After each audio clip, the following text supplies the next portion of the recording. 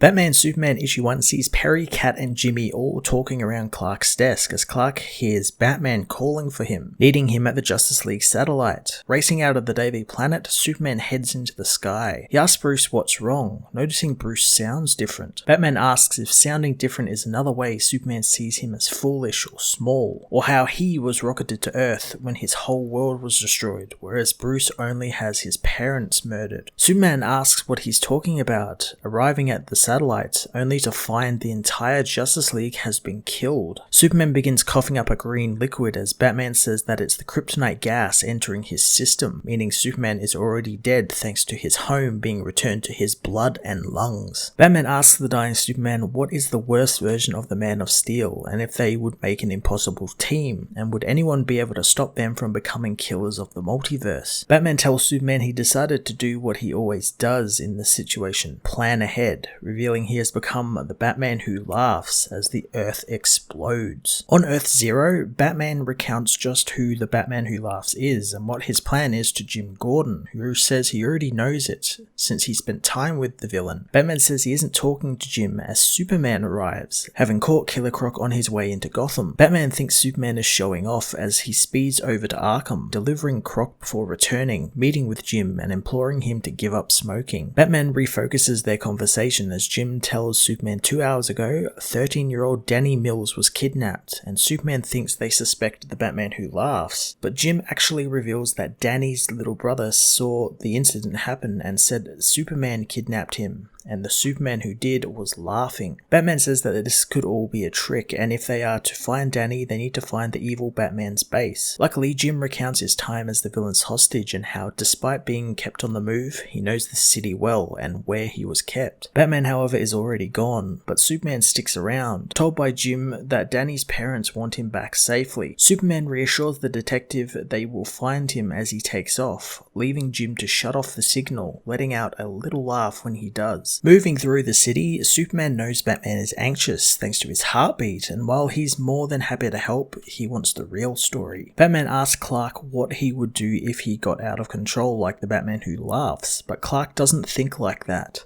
and Bruce thinks he means he doesn't think like Batman. Soon they reach one of the locations Gordon described, finding it to be Crime Alley. Using his heat vision, Clark finds a hidden passage, so smashing it open, they head inside. Bruce again asks if Clark doesn't have some type of emergency plan in place, but Clark knows Bruce is trying to test to see if he is infected by the Batman who laughs. Once in the passage, they are immediately attacked by some bat drones, placed there by the Batman who laughs. Superman says that the villain didn't anticipate him to be there, so he smashes them into a pile, using his heat vision to blast them. With the battle over, Superman asks, with all of those drones, how can he trust that Batman isn't infected? Batman says that they will have no choice as they arrive in the Batman who laughs Batcave. Clark asks where Batman got his info on the Dark Batman from, and Bruce says from the villain himself, making Clark remind him of something Perry used to say, always consider your sources. They look around the gruesome cave, but can't find Danny Mills, only some creepy Robin statues, mementos of Batman's past victories and failures. Batman finds something covered up, and upon removing the sheet, finds a Batarang mold. Inside the mold, Batman finds traces of the serum the villain almost used on Gotham, along with more nth metal. Superman wonders why Gordon was brought there, since the villain had to have known that Batman would find this place. They find a chessboard with both sides at a draw. If either side moves, the other will lose, so Superman knocks down one of the pieces, refusing to play the villain's games. Doing so activates a hologram of the Justice League, the Teen Titans and more heroes, all of whom could be potentially infected. Superman says that this is bigger than Gotham, as one of the Robin statues moves. Batman wonders if the villain has already poisoned their allies, and Superman knows this is why he wanted them there, to begin to question everyone they know and love, making them have no idea who to trust. Suddenly, the Robin attacks Batman, who throws him off as the creature says the villain took him and hit him with a batarang, changing him and making him wear the costume so he could use him. Superman thinks it's Danny Mills and tries to console the monstrous boy. The Robin, however, says he doesn't understand, since he's glad the Batman who laughs took him. Since he freed him, Superman should recognize him. Superman does, but it's too late as the Robin is revealed to be Billy Batson, who says Shazam, causing an explosive thunderbolt to shoot through the cave. Batman readies himself but is struck by lightning as the Shazam who laughs readies to stab Superman with an infected batarang, always wondering to himself if he could kick the Man of Steel's ass. Batman Superman issue 1 was a fantastic continuation to the stuff Scott Snyder set up in the Batman Who Laughs series, as well as what Joshua Williamson hinted at during his Price story arc between Batman and Flash. I'm very excited to have another Batman Superman team-up book, and the dialogue between the heroes is all there and exactly how I expected it. It's fun and it's cool to see how polar opposite the two heroes are and how, because of that, they work really well together. David Marquez's art is absolutely fantastic, and I'm looking forward to this infected storyline and the action that will come with it, and how he will draw that action, especially with the Shazam Who Laughs. I'm going to give this issue a 9 out of 10.